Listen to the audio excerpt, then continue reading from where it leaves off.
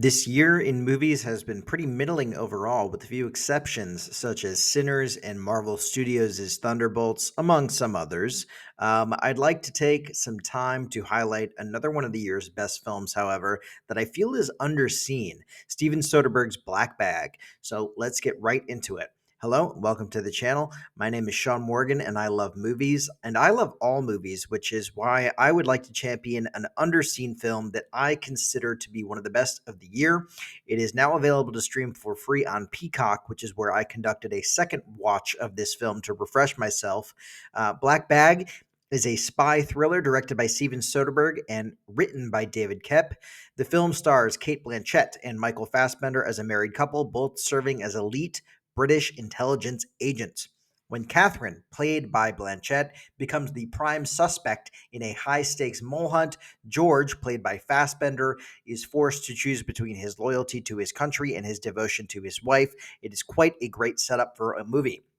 The film also stars Tom Burke, Pierce Brosnan, Regé Jean Page, Marissa Abella, and Naomi Harris. Getting into each of those characters' specific titles within the surveillance agency is not really necessary. But what you do need to know is that everybody is on their absolute A game here. There is not a single false note in the film in terms of the performances, and the kind of prickly and crackling dialogue sings as the seasoned performers throw heater after heater. I personally was locked in. Steven Soderbergh is known for his versatility across genres, and he brings a meticulous and stylish approach to Black Bag.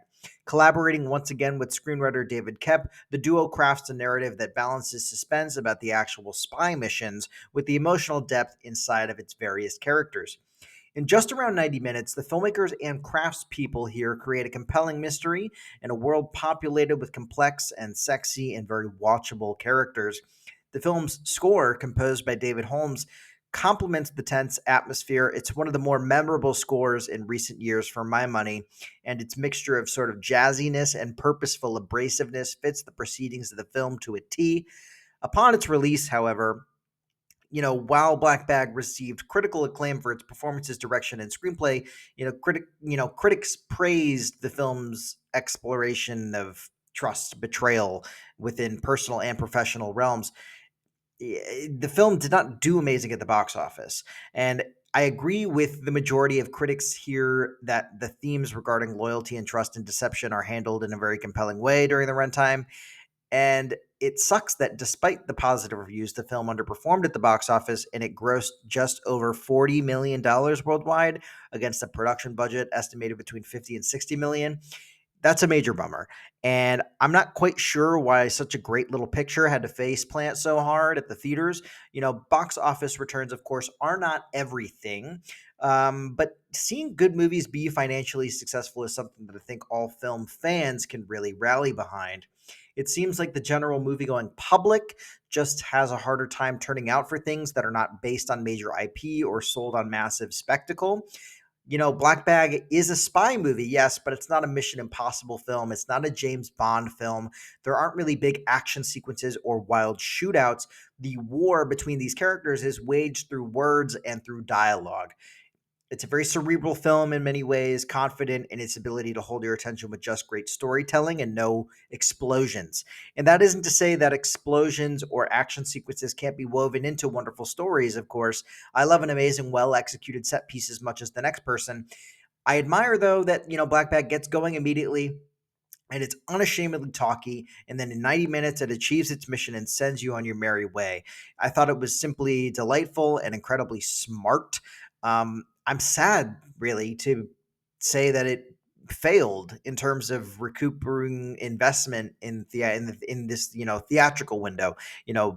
It's possible that it might make more money back on streaming rights, on physical media sales, but that remains to be seen.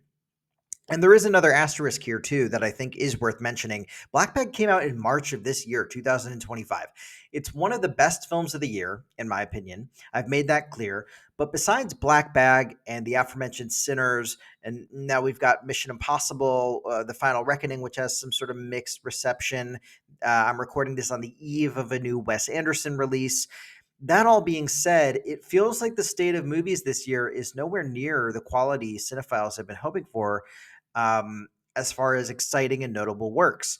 Minecraft was big. Final Destination Bloodlines was a banger, and Thunderbolts is putting Marvel back on the right track, but it's not doing gangbusters compared to some other Marvel releases. That's all well and good, but by March of last year, we had already had Dune Part 2 come out in theaters and rock everybody's world. Very soon after that, Challengers graced us all with its presence in April, and that's probably my favorite film in all of last year, 2024, and it came out in April. The summer of 2025, luckily it's looking alive. We've got Superman on the horizon. Fantastic Four is coming out, and we've got new movies from the likes of Celine Song with The Materialists. The aforementioned Wes Anderson's Phoenician Scheme is coming out tomorrow, today, I think, as of the time of this recording. And it's bizarre that quality films aren't being spread out a little bit more this year, in my opinion. As a film fan, I'm tired of scrambling every fall and winter to get all of the awards worthy stuff off of my checklist. People want great movies all year round, I think. I promise. At least I do. Um, you know, that being said, I don't know anymore when it's okay to release your Oscar potential or Oscar hopeful movie. It used to be very clearly award season was in the fall and blockbuster season was in the summer, and that's all changed, and it's been changed for years now. Black Panther, one of the highest grossing films of the last however many years, came out in February, so the rules don't mean anything anymore. I digress, however. Where would this film, Black Bag, rank on my scale of A list, amazing, average, abysmal, or needs to be abolished? Well, I think this film has some of the best dialogue I have heard in a while. I think it's sexy and mysterious and quite funny also. I think it looks and sounds great, from the set dressing to the cinematography to the lighting and especially the score. I also think it interrogates well, pun intended, the concepts of loyalty and faith and dynamics within romantic and professional relationships. It is truly a great piece of work, and for that reason, I am giving it an amazing rating. It's sleek and it's very competent, which feels like a godsend in this current climate of TV and film. Well, I'll say in this current climate of film, I'm not as familiar with the great things going on in TV. It's just not really something that I'm able to keep up with as much. Um, Black Bag is not quite an instant classic. I don't know if it'll echo throughout the generations of film watchers to come, but it's also very good, and I highly recommend it. If you have Peacock, for example, I think you can fire it up, watch it in 90 minutes, and be really into it. But I do recommend paying attention to it. Like I said, the dialogue is very good. The performances are amazing. It's not something that I think you can just throw on in the background and either type something on your laptop or play on your phone. I do recommend that you give it your full attention, but you don't have to listen to me. I'm just one man. I saved $10.99 on this ticket with AMC A List. I say this not because I'm sponsored by AMC Theaters, that would be great. I say this because I plan to tally my savings with AMC A List at the end of a single year to communicate whether or not the deal is actually worth it. And rounding up $11 in savings here is dope. I'm totally happy to have saved that amount of money for this movie, given how much I enjoyed it. So, what did you think of Black Bag if you saw it? Did you see it? And if you did, were you disappointed that it wasn't more of an action flick than you were expecting? I'm wondering if maybe that's the disconnect here with audiences. When they hear spy movie, they think there's going to be a lot more shootouts and explosions. I misspoke earlier. There is, to my memory, one explosion in the movie, but it's not like an extended action sequence. Um, anyway, for you, does a movie need to have crazy, insane action set pieces in order to justify you buying a ticket, or are you satisfied as long as something like the dialogue or the performances keeps you engaged? I'm curious about that. Ticket prices they're expensive. Tickets are not cheap. So while I try to see everything personally, I totally understand people who don't want to pay a full ticket price to go out to a movie unless they're sure the film they're seeing will be filled with balls to the wall action or some massive spectacle. I totally respect um, that mindset. for some people. So feel free to answer any and all of those questions in the comments below. Feel free to like this video and or subscribe to the channel if you'd like to keep up with my thoughts on new films as they come out in theaters and as they hit streaming services. But thank you so much for watching this video and spending some time with me today.